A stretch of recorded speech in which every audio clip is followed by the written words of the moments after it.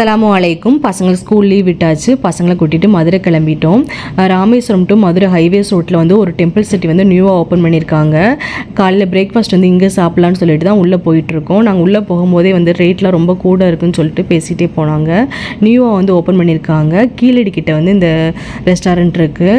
8:30 இருக்கும் நாங்கள் உள்ளே போகும்போது. இங்கே ஏசி ஹால் இருக்குது, நான் ஏசி ஹால் இருக்குது. ஆம்பியன்ஸ் ரொம்ப நல்லா இருக்குது. பசங்க கவர்ற மாதிரி வந்து அரோன் ஆஃபீஸ் அப்புறம் ஃப்ளவர் ஆஃபீஸ்லாம் முன்னாடியே வச்சுருக்காங்க.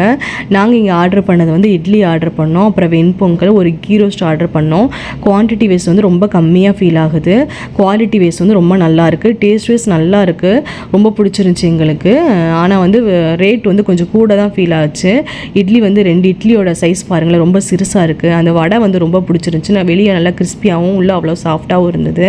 தக்காளி சட்னி, சாம்பார், தேங்காய் சட்னி 3மே நல்லா இருந்தது.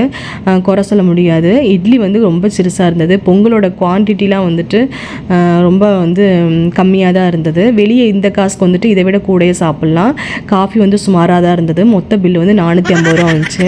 495 ரூபா வந்துச்சு. இந்த வீடியோ எப்படி இருக்குன்னு சொல்லுங்கள். இந்த வீடியோ பிடிச்சிருந்தா வந்து லைக் பண்ணுங்கள், சப்ஸ்கிரைப் பண்ணுங்கள். இன்ஷால்லா நெக்ஸ்ட் வீடியோவில் பார்க்கலாம். அஸ்ஸலாமு அலைக்கும்.